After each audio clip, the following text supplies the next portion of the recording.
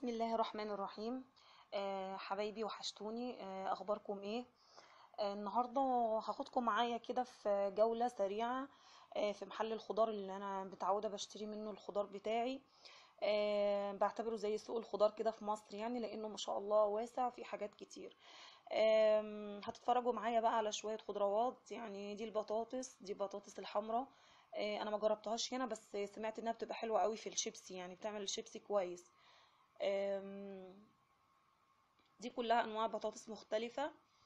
دي البطاطا اللي زي بتاعت مصر اهي، في منها تخين وفي منها رفيع، في منها كذا نوع يعني.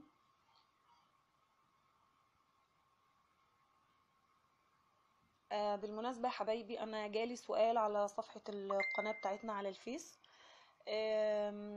واحدة بتسألني، يعني تقريبا نص الرسالة. السلام عليكم يا ام ملك، انا كنت عايزة اسألك ايه اللي مخليكي متعلقة بمصر قوي كده، او بتتكلمي عنها كتير، وايه الحلو اللي فيها مش موجود في امريكا؟ هي ممكن تكون مستغربة اصلا وبتسأل السؤال عشان تبقى اجابتي انه كل حاجة هنا حلوة. لا، انا ان شاء الله هعمل فيديو هرد عليك ان شاء الله فيه، بس عشان الناس كلها تعرف ايه اللي انا بحبه في مصر وايه اللي مخليني متعلقة بيها كده، فانتظروا الفيديو قريب ان شاء الله. ده انواع الموز اهو. ده الموز الاحمر.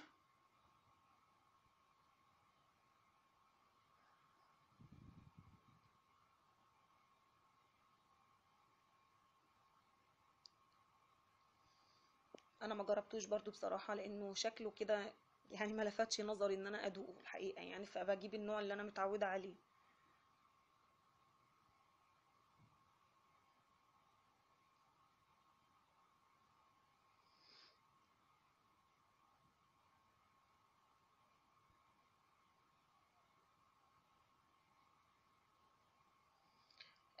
المحل ده اصله صيني. بس عامل يعني حارات كده. في مثلا حارة حاجات مكسيكية، يعني أمريكية غيره، بس هو في الأصل صيني يعني. لسه برضو في حارة الموز.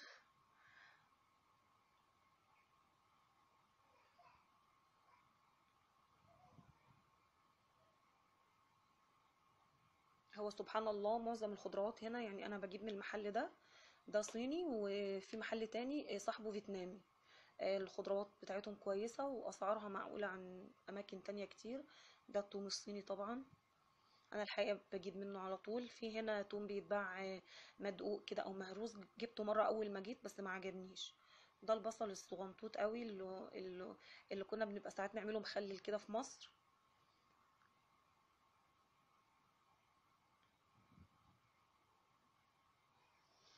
ده البصل العادي الابيض، وجنبيه الاحمر.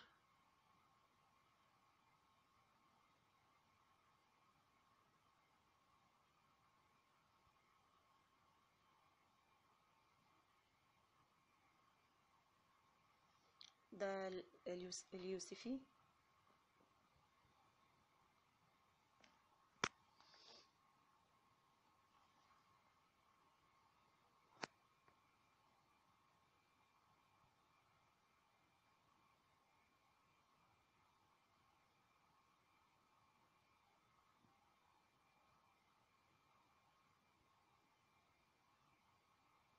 انواع مختلفه بقى من البرتقال واليوسفي. الجزء ده بقى بتاع الاسماك، صراصير البحر والحاجات الغريبه دي، ما جبتش منها طبعا. كابوريا. ودي انواع مختلفه من الجمبري.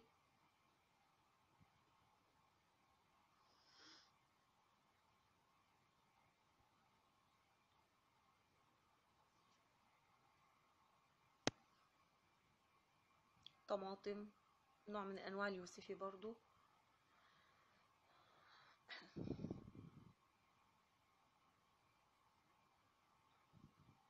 ورجعنا تاني للسمك، كنت عايزة اشتري فحبيت اصور لكم بقى السمك نفسه. دي انواع مختلفة برضو. البلطي بقى الجميل اللي انا بحبه بتاع مصر للاسف مش موجود هنا، موجود حجمه كبير جدا. يعني اكتر من مره كنت بجيبه عشان اشويه او اقليه. بصراحه يعني كنت بتقرف وانا بس بعمله، بصراحه ما عجبنيش خالص. فبجيب دلوقتي الفيليه وخلاص، او السلمون، السمك السلمون. آم، دي بقى الحاجات اللي هي زي البسارية اهي، شايفينها الصغنطوطه، ده السردين الصغنطوطه دي.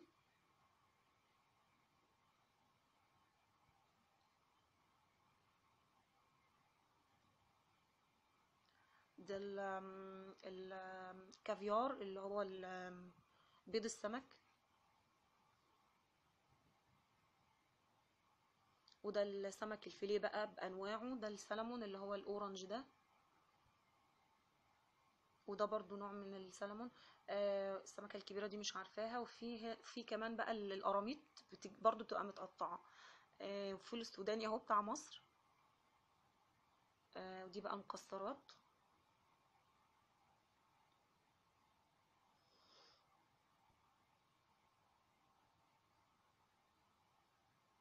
يعني الجمال، الجزء ده بتاع زي المقلة كده. برضو بتاخدي وانت اللي بتوزني، بتحطي في كيس وانت اللي بتوزني، جنبك الميزان، وفي الاخر بتقفلي وبتحاسبي يعني. وده الذرة. والفول المدشوش ده اللي هو بيتكسر.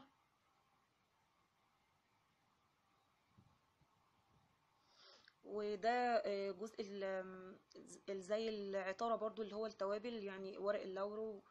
وهتلاقي دلوقتي حبهان وكركديه، حاجات زي كده يعني.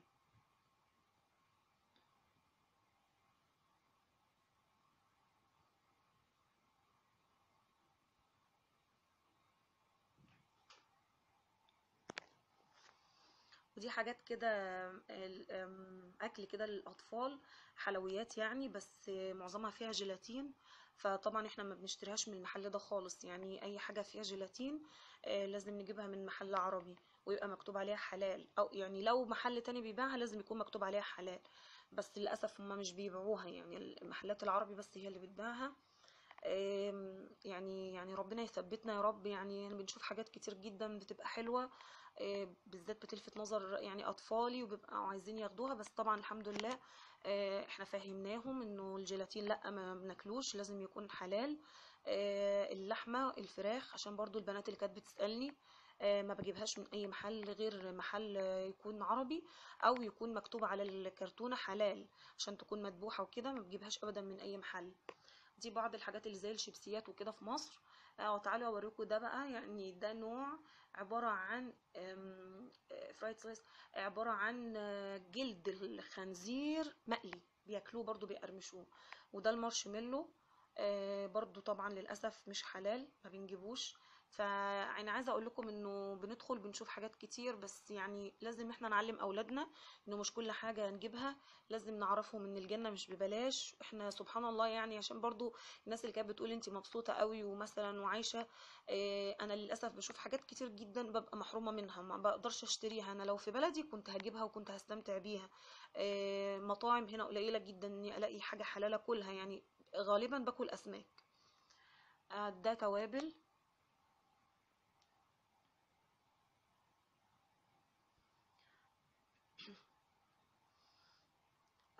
قرنفل اهو. نيجي بقى للمفاجأة، القسم العربي اللي هناك، ولقيت حاجات مكتوبة بالعربي، ودي حلاوة طحينية وفوقها عسل النحل. كنت فرحانة طبعا جدا، واشتريت حاجات منها الحمد لله.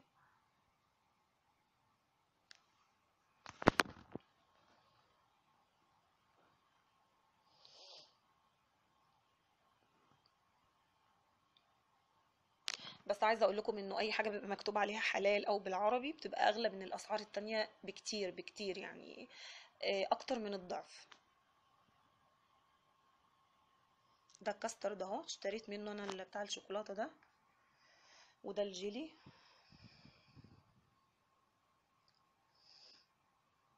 وده حاجة زي البلوبيف. والكلمة دي ما اقولكوش، اول ما بنشوفها بنحس بايه، يعني سبحان الله، بتبقي كأنك غرقانة كده ولقيتي حاجة. كلمة حلال دي فعلا يا جماعة، والله والله احنا في حاجات انتوا عايشين فيها في مصر، او اللي في مصر انتوا مش حاسين بقيمتها. كفايه انك بتاكلي حلال، كفايه انك يعني انا ولادي هنا في المدرسه الاكل كله بتقدم لهم كل يوم، الفطار والغدا، بس حاجات ما بياكلوهاش، ما يقدروش ياكلوها. فيعني والله يا جماعه نحمد ربنا، نحمد ربنا بجد بجد، الحمد لله. آم، ده فول وفلافل اهو لقيتها. ده الفول ده صنع في مصر، وخيار مخلل. وخلصت يا حبايبي جولتنا، اشوفكم على خير في جولات تانية ان شاء الله. اعذروني لو الصوت مش واضح لان عندي برد. ما تنسوناش بقى في اللايك والشير والسبسكرايب عشان القناة تكبر بيكم، واشوفكم على الف خير يا حبايبي.